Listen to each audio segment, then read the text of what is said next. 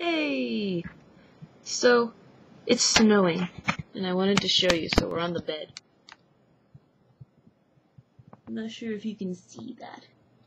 Well, you can see the stuff on the ground, but not necessarily the stuff in the air. Because it's become fine now. But it's getting there. It's getting nicer. It's making it so it's actually, winter. But since we had a talk last night on the phone, there hasn't been too much else that's happened.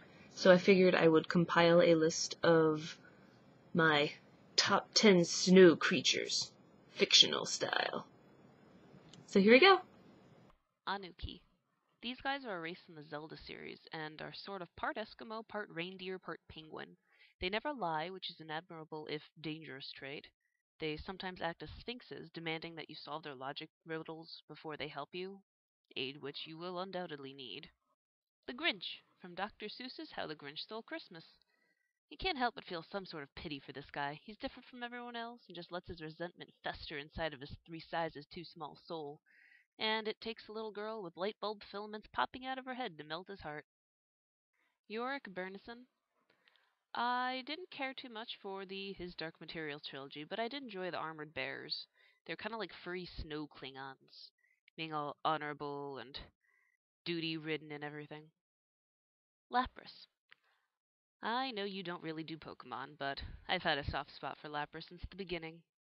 They act like mothers, just being very genial and looking after their charges. You can also ride them across bodies of water to get goodies and items that you would not otherwise have been able to get, at least in the games. Tauntauns. There's really no way around it. Tauntauns are awesome. They may smell a little funny and sound somewhat like donkeys, but they've got amazing stamina and can carry you across the wide tundra.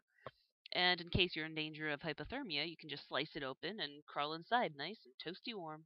So in Mario 64, there are these penguins that you run into throughout the game. One is this crappy mom who needs you to find her kid because she's been watching after the wrong baby penguin. And another you have to race luge style a handful of times. He starts off pretty easy, but then you find him again and he's just one tough SOB, trying to knock you off the ice ramp and everything. Irritating and frustrating, yet admirable in his tenacity. Bumble from Rudolph the Red-Nosed Reindeer. A second snow creature who dislikes Christmas, but again, this one has good reason.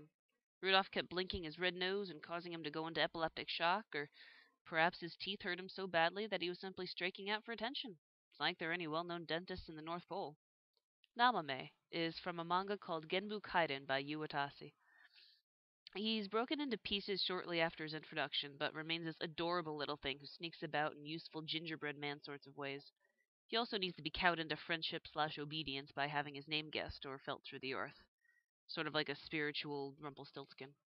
So, the carpet in all likelihood did not originate in Siberia, but he spends a tiny bit of time there in the Aladdin movie, and he's just so darn mischievous and expressive with his tassels. Really, I just watched the movie last night and have had the Prince Ali song stuck in my head since I woke up 6 hours ago. And Mr. Tumnus from the Chronicles of Narnia. He tries so hard to do the right thing, yet oftentimes fails. He's got this pedophilia arc going on, he's a half-breed. Even if he weren't played by the utterly attractive James McAvoy, he'd be an endearing character. I hope you enjoyed your list.